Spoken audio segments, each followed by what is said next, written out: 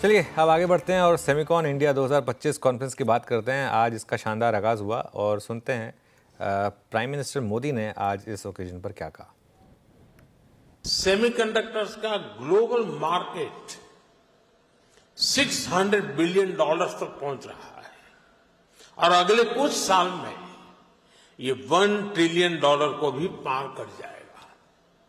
और मुझे विश्वास है भारत जिस तेजी से सेमीकंडक्टर सेक्टर में आगे बढ़ रहा है, इस $1 ट्रिलियन मार्केट शेयर में एक अहम हिस्सा भारत का रहने वाला है। पीएलआई इंसेंटिव्स हो, डिजाइन लिंक ग्रांट्स हो, Bharat end to end capabilities offer कर रहा है।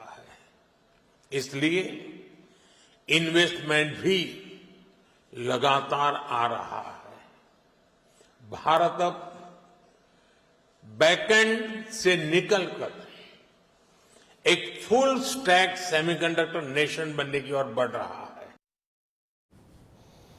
ओके, चलिए अब इसी टॉपिक पर स्टिक रहते हैं और आज से सेमिकॉन इंडिया 2025 कॉन्फ्रेंस का शानदार आगाज हो चुका है। ऐसे में किन चिप बनाने वाली कंपनियों पर फोकस रहेगा, ये समझते हैं कंचन नौटियाल से। कंचन बताइए। जी, जैसे कि अभी पीएम मोदी की हमने बाइट भी सुनी, इंडिया अब किसी भी रेस में जो है वो पीछे नहीं रहने वाला है। हमने देखा कि सेमिकॉन का आज से आगाज हो गया है, जो कि 4 सितंबर यानी कि परसों तक चलने वाला है। इसके साथ ही साथ अगर आप देखें तो सीजी पार ने 28 अगस्त को जो आउटसोर्स सेमीकंडक्टर असेंबली और टेस्ट है उसके प्रोजेक्ट को लॉन्च कर दिया है और माना यह जा रहा है कि 2030 तक जो इंडिया का चिप मार्केट है वो हमें करीबन 100 से 110 बिलियन डॉलर का देखने को मिल सकता है। और इस टाइम पे मिशन ये है कि जो डोमेस्टिक कंपनीज है उसको यहाँ पे अच्छा खासा जो बढ़ावा है वो आता हुआ दिखाई दे। और इस टाइम पे अगर बात करी जाए तो 6 स्टेट्स ऐसी है जहां पे 10 चिप के प्रोजेक्ट को ऑलरेडी मंजूरी मिल गई है और इनकी जो वैल्यू है वो है करीब करीब 1.60 लाख करोड़ की यहाँ पे इन्वेस्टमेंट ये माना जा रहा है। अब एक बार कंपनीज की बात कर लेते हैं कि कौन सी कंपनीज यहाँ पे जो है वो अच्छी खासी उभरती हुई नजर आ रही है।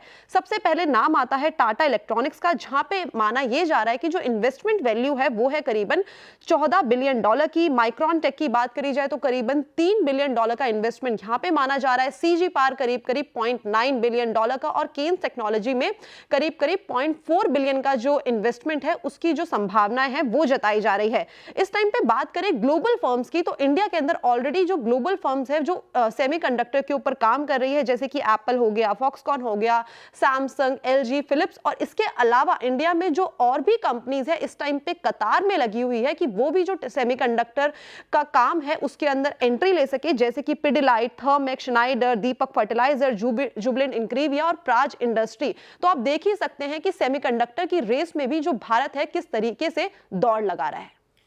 चलिए शुक्रिया कंचन। तो ये कुछ स्टॉक्स जो आप अपने रडार पर रखेंगे। आगे बढ़ते हैं, हमारे साथ अब एएसके इन्वेस्टमेंट मैनेजर